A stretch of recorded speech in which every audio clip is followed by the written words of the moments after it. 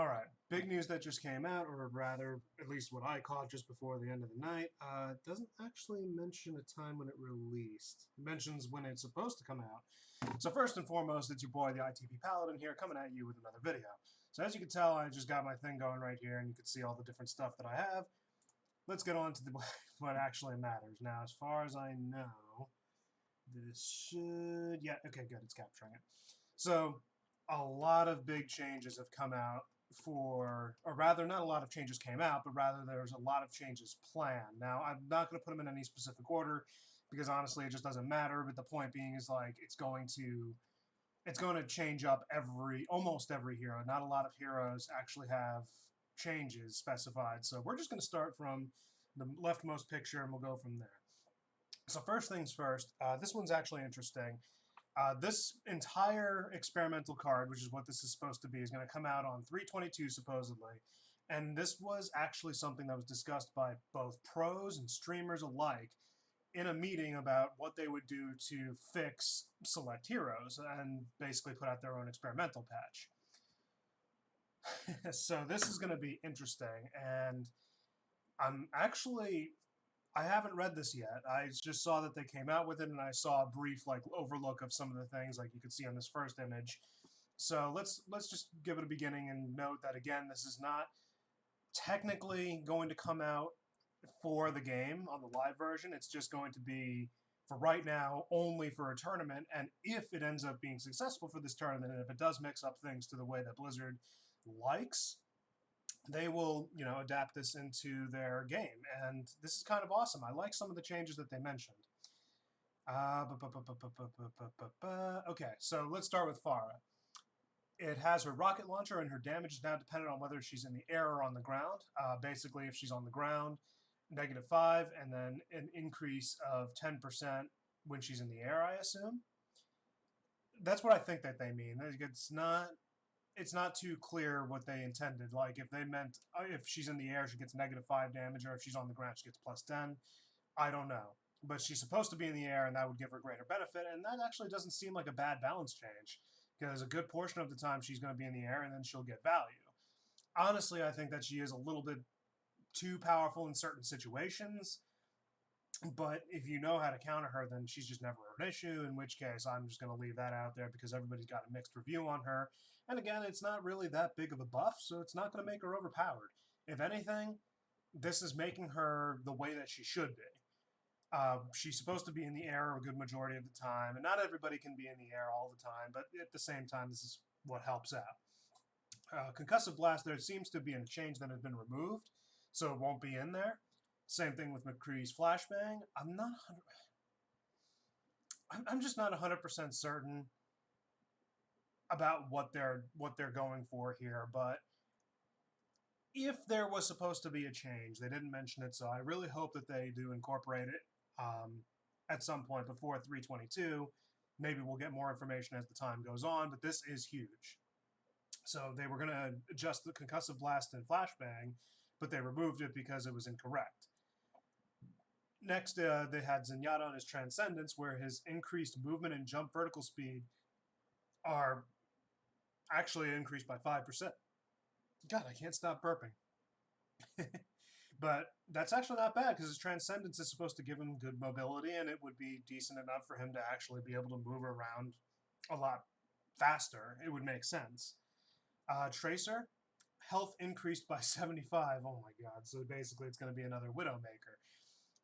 And her recall increased cooldown. So they didn't actually mention specifics. This is ridiculous. Tracer's going to be a lot more powerful, but I see that the recall, they increased cooldown to compensate for the health. I want to say that's good. They didn't touch her damage, so she's not technically overpowered with the health increase, especially when the recall cooldown is increased. I think that's a good change. It's not terrible. It does counterbalance each other, so it's good. Winston has his health changed from 350 or changed to 350, 165. So I'm going to pull up a calculator on this for certain numbers. We're going to shrink this window a little bit. Come on. Come on. We're going to do... I forgot I can't touch that number. 350 plus 165. So he'll have a total of 515. That is a weird number. Like 160 armor and 350 health. Is that what they're going for? Because that feels a little weird, like an odd number, like 515. Like, I think that they went by like increments of 25 when they did this stuff. So it's not bad. I mean, I think he's got 500, so an extra 15 armor is not going to hurt, but we'll go from there and see what happens. Quite truthfully, Winston is in a decent spot right now. He's not overpowered, but he's not underpowered, so he's a decent pick, and you just have to know how to use him and how to work on it as a team. Next, Roadhog, no changes, so that's good. Roadhog doesn't technically need a change. He's a very aggressive tank, and when you have an aggressive playstyle, he can dominate the lower ranks, so not really any need for a change. Baptiste's Regenerative Burst. Ally healing reduced and immortality field health cap reduced from 20% to 1 health. Okay, so I see... I don't think that they should have adjusted his Regenerative Burst. It wasn't actually a problem. Because he doesn't have, like, when it comes to Ana, just for an example, or Ana, however you want to pronounce it. When it comes to Ana, like, her healing was based off of, like, allies have a certain, like, aim assist as well, on console at least. So it would help them out in, like, you know, getting their healing there, and then obviously on mouse you could just get more precise healing. So Baptiste just never got that on console, so he has a hard time healing. So this kind of makes it a little bit harder to get healing around. But I also understand that it's like an area of effect healing, so I can understand, you know, it reduces healing across a wide space. It makes sense. If you don't have a team that sticks together, it's kind of pointless, though. And then the immortality field, oh my god, yes. 1 health. It's kind of annoying when you go big and all of a sudden it's like you can't capitalize. I can understand why they did it to 1 health. But it's kind of like, maybe it'll work out, maybe it won't. So this is kind of like a hard thing to gauge until they actually play it, but in my opinion, I don't really hate the change. It's worth a shot. I'm really open-minded to all this stuff. Bastion, his self-repair while he's doing that. Increased movement speed while active. That will give him good counterplay. Bastion, here's the thing. As overpowered as I believe Bastion is in certain situations, like when you get set up and you have appropriate teamwork and communication to keep him alive, he is very oppressive.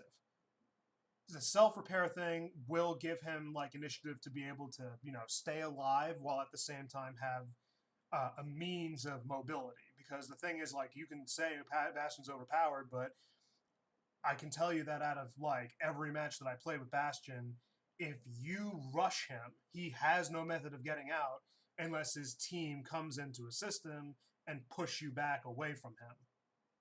His method of escape is actually very slim to none on occasion, so this is actually a pretty good balance patch, in my opinion. Or rather, just increased movement while he's self-repairing. It makes sense. Like, it might work, might not work. Who knows? We'll give that a look-see when the tournament happens. If, you know, they stream it, and I'll probably try and watch it if I can help it. Hanzo's Dragon Strike. Okay. So I'm not liking that they're not mentioning specifics, but I think that they're still talking about it. So maybe this is why they had some of the stuff that says no changes because it's wrong or whatever not. But as time will go on, then I'm sure they'll elaborate a little further. But Dragon Strike, his ultimate is increased damage. So I'm assuming that it's going to be like somewhere in the 400 damage per second or something weird like that. Increased projectile speed, so that's good. And decreased dragon cast location. And they cast closer to Hans. Yeah, because there's a gap when you launch your ultimate that it'll launch from like a certain distance away from you.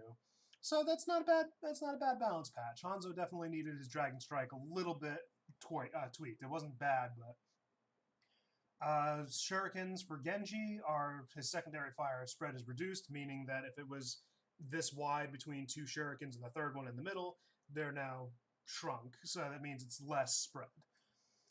Dragon Blade now gets more duration upon per elimination. I don't like that.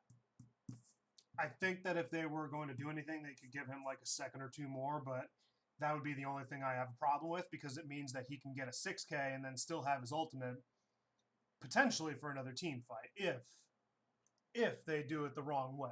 So we'll give that a little bit. Maybe I'm just being a little too skeptical, and maybe I'm just looking into it too much. Doomfist has no changes. Moira has no changes. So we move on with Orisa. Her protective barrier has increased health to 700, which is good. She needs to have a barrier. She's a barrier tank. She needs to have a working barrier. Cooldown increased to 11 seconds. I don't remember what her cooldown is off the top of my head, so I'm going to assume that it is balanced. That 11 seconds and 700 HP. That's actually not bad. Supercharger health. They increased the health of the bongo drums. I'm not gonna lie. Mixed feelings, but at the same time, I don't think it's negative. So I actually think it needed a slight increase. I just don't know what their proposed increase is, because when they don't put numbers, you could always speculate that they're either making it really ridiculous or they're undermining it, and it didn't seem so bad as it sounds. Like, oh, it would have a 10% increase. It's like 20 HP. So until we see what they exactly change in specific numbers, like they did with the barrier health and the cooldown, then we're just going to bypass that. Echo, her duplicate now exits with 50. Oh my god. This is the change that we needed. I don't think that it should have been 50% health. I think that it should have been whatever she left with. But I see, for the sake of survivability, that she needs a decrease because she is way too powerful. One of the things that I hated about Echo, and this was at the time of release as well as like even to now, that she basically has 2 escape cards for the cost of an ultimate. First and foremost, you could be in the middle of killing her. You could catch her out of position. She duplicates and escapes that. And you could kill that, and then she'll be back at full health. So basically, you have to kill 3 people for the course of just 1 ultimate. And no ultimate should really be that powerful. And now that she's at 50% health, that basically means that it's kind of, again, at like killing 2 people instead of like 3. And that means a lot, considering that some people actually have trouble getting kills. And it could mean the difference between winning a team fight and losing a team fight. Whatever resources you put in, especially when you use your cooldowns. It's easier to utilize a 2-man team fight than it is a 3-man team fight, because a 3-man team fight is absolutely a death sentence unless those 3 people don't know how to play the game. Fun stuff to talk about, and I'm not going to go any further into it. This is an absolutely necessary change, and I really hope that they consider putting this into the game, because this is absolutely needed to lower her potential. Next is the Torbjorn turret. Now can have 2 turrets on.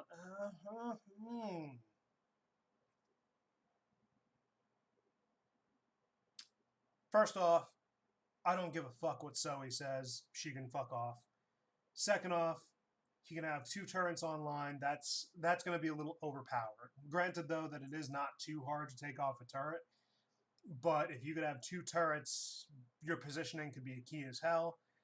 So you have to be very careful. Reduced health and damage. They didn't specify, so again, I'm just going to say, fuck off, Zoe, I don't care what you say. Symmetra, her symmetry turret, projectile speed increased when traveling in the air. They're not giving specific numbers, so I don't care. At this point, there's nothing to talk about. Like, that's not the worst change, but at the same time, it does make it harder to hit. So it may make her just, in general, stronger. Lucio's crossfade. His range is increased by 50%, and the effect scales with distance.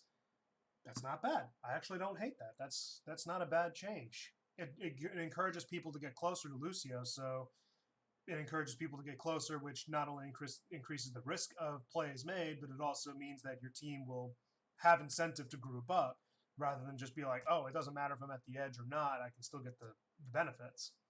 His boop cooldown increased from 4 to 6 or 8 seconds. I think they're deciding on that. All in all, I think his boop did need a little bit of an increase. Especially with how powerful he can boop now, it definitely needed a little increase to a cooldown. Oh my god, I keep burping and it's annoying. Mei's endothermic blaster ammo increased to 140. I know it's 120, so that's a good change. D.Va's boosters increased the range. And yep, that's the line. Basically, I read this out of order, so they said that this is all. There's still like 3 more images left. So they increased the range of the booster's duration. I mean, she's a mobile tank. She needs to be mobile.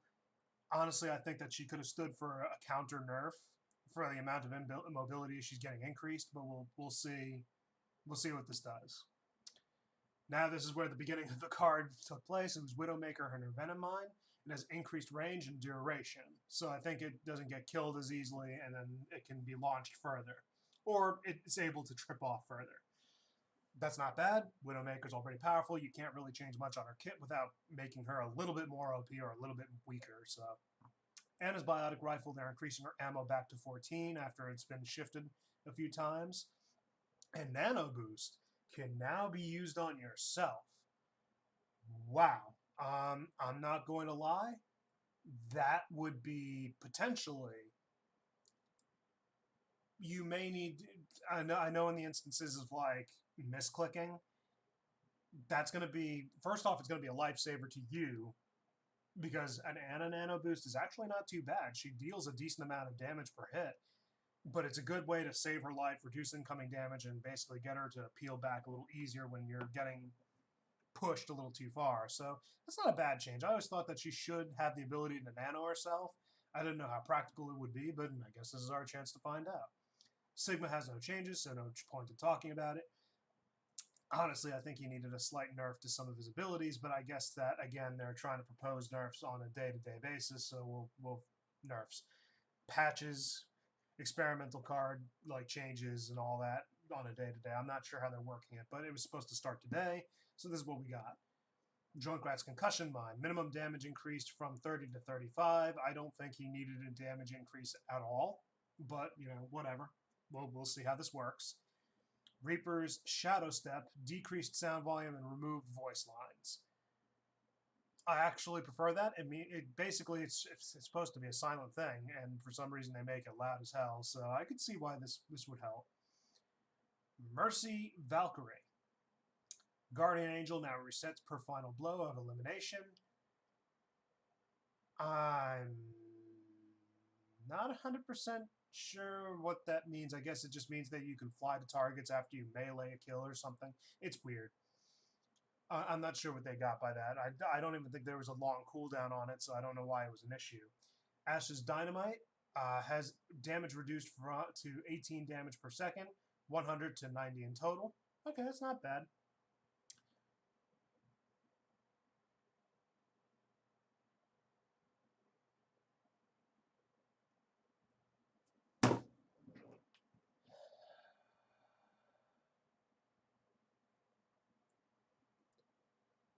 I'm okay with this trade-off. So one of my biggest hero gripes right now in the game is Wrecking Ball. So I am extremely happy about this change, and I'm really looking forward to hopefully a positive change to this. So what they did was that his character model is changed and a decreased hitbox, meaning that you can't just like have a decently sized hitbox when you shoot near him. And that's okay. I'm okay with that. He's a big target anyway, so even if they decreased it, it's not hard to hit his center.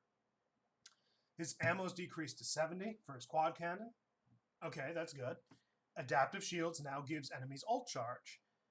I mentioned this in an argument with a friend at one point. I don't think that you needed full ult charge. I just think that you needed like maybe half of ult charge, but you need something, because if he puts himself out of position to attack you, like, he should get punished for it. And being able to go in there, put on the adaptive shields, and you get nothing in turn for defending yourself, that's just bullshit. In fact, for Ash, they should have had like some ult charge for Bob as well, but we'll talk about that another time. And then finally, his grapple increased cooldown to 6 to 7. I'm just more concentrated on his adaptive shields. That is incredible. It means that you'll finally get something from when you basically had nothing. And that's just going to make it so much easier to play against him and counterplay against the dumbass when you basically have a team that doesn't communicate well. It's going to make it a whole lot easier.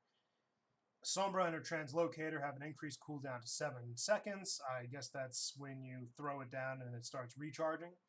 Hack increased cast time by 0.5 seconds. And hack duration increased from 5 to 6 seconds. Okay, so basically her hacks are going to be more potent, but as a result, her other ability is going to have a slight increase of cooldown, and it's going to be a little harder to cast some stuff. That's fine. That is the last image. and it ends with Soldier 76, ironically enough. So Zarya, her energy decay rate has changed, but they're not sure, and it's stupid. I don't know. I'm gonna look into this further, but this is what I got so far, and I'm gonna look it up. So energy for decay rate, they changed it, but they don't know. And projected barrier range increased by approximately 3 to 4 meters, not specified. Well, you could have just said not specified, and you didn't have to put numbers. Reinhardt, his rocket hammer. This change has been removed is incorrect. Okay, so no point. Earth shatter duration now scales with range. Thank the Lord. Like, I think that was necessary. I don't think that the stun needed to be too long, but it needed to be enough to at least get some value. Brigitte's Inspired now cancels duration upon death. No. I don't know how that wasn't, like, standard. So Soldier 76's changes are a little strange, I'm not going to lie. First off, his Helix rockets, they have a charge count of 2, so that means he's got 2 rockets. His damage is decreased to 80 per each, and then self-damage decreased but not specified. So I don't know why he put it there if he wasn't going to specify. Or rather, like before. Never mind. Tactical Visor, increased range. Wow. Yeah, that's not bad. 2 Helix rockets means that he can get off 160 damage. You just have to be accurate. Otherwise, it's 80 each. You can no longer do a melee combo to kill Tracer. So I see that as an issue for him. I think that they should have given him 2 charge. Like, considering the hero pool that's there, he absolutely needs... Like, even if they reduced... Like, if you get a direct hit, it still deals the damage. Because it's kind of hard sometimes to get direct hits. So if they made a direct hit 120 and then the damage, like, trade-off is like 80, like, I hope that they at least account for that. It's a little weird. I think that they should have asked a couple of Soldier mains as compared to a couple of pros who barely play in. But all in all, not a bad balance change. I'm not hating on it. It's actually pretty decent. And it's definitely going to change up everything, especially when it came to, like, Wrecking Ball finally, like, getting value whenever he decides to do something stupid. And then Echo is, oh my god, going to actually be balanced for once. Like, this is absolutely fucking necessary, and I don't know why anybody didn't do this in the first place, but if I get any more information, I'll make another video on it, but we'll go from there. Thank you guys for at least tuning in, and wow, I am looking forward to seeing how well this works out. Anyway, have a good night, everybody. Thank you for tuning in, and I'll catch you all later.